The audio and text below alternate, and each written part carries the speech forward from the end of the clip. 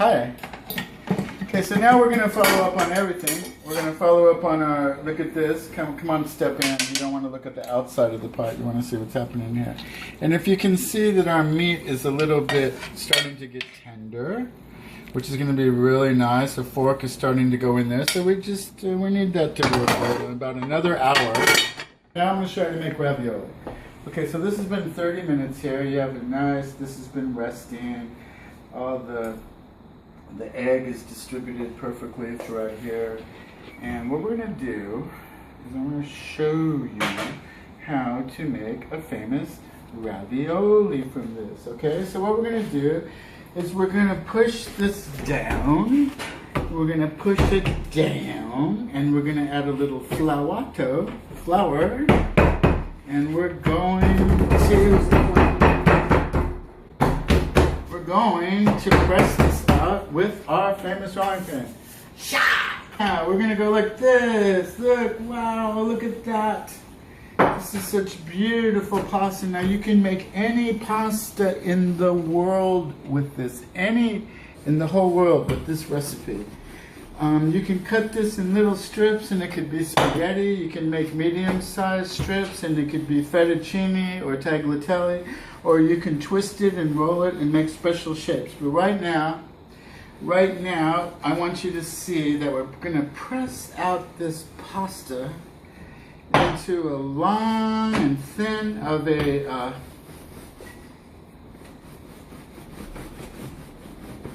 unity that we can get here.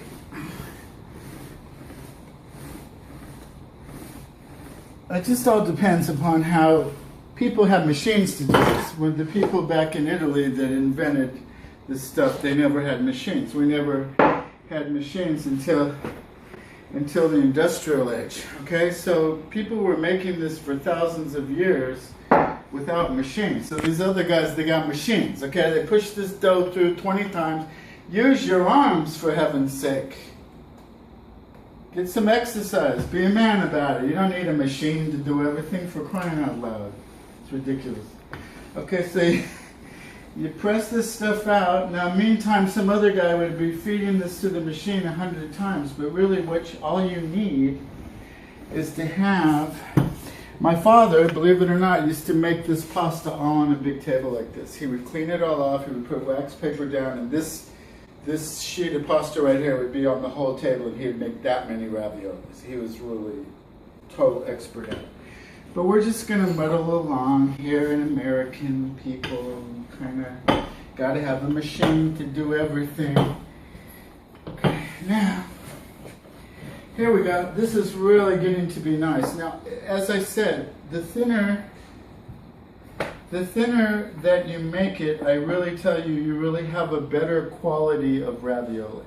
Because the ravioli, if it's too thick, it's kind of like,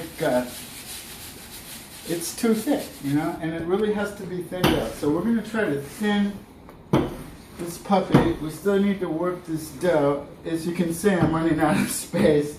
So I'm going to have to waste some of this. I really don't want to do it. But I got it. Kind of basically want to get it to about a 1/16 and an 1/18 of an inch, basically. Again, I'm doing a little waste here, which I really hate to do, being poor and everything. But it's just that I don't want to waste any more of your time.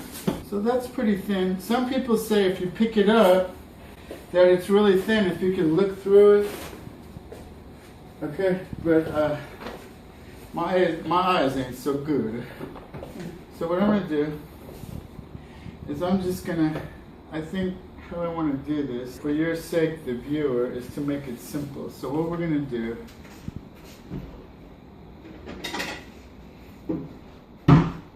so you want to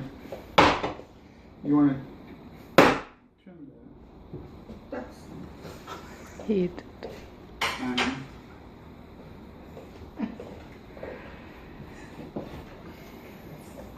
And then what we're going to do here is basically, because the pasta is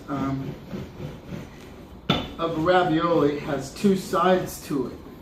It has the top and the bottom. It has two sides. So what we're going to do, just to keep it simple, this illustration, this demonstration, I should say. I hope you're enjoying all this stuff, you guys. Okay, now what we're going to do is just take another shot at this and bring it out just a little bit more, because it's really, the thinner the better, I think. I do that with my pasta, with my pizza dough also. And I think that's like almost running it through 100 times. So now, we're going to take this and we're going to cut this like this. Actually, let's see. We'll do it like this. We're going to cut this in half. Now you can use a ruler if you're not good like I am at this, of estimating where. And then we're going to cut this in half. I didn't have to do this, but I'm just showing you so you know. And then this one in half. Lengthwise. Okay, now, they're not perfectly even width. Now this is going to be, let me show you the blueprint here. This is going to be like 1 ravioli, 2 ravioli, 3, 4, 5, 6. Then this will fold over there. 7, 8, 9, 10, 11, 12, and then this one will fold over there. And then we'll seal them with a fork. Let's just give it a quick little mix here. Basically, this ravioli filling I made, many people use ricotta cheese, which is like cottage cheese, cottage. You can use anything you like, okay? You can use shoe leather, as long as it tastes good. So what you want to do is, you know, it's just really kind of like, I could have made these,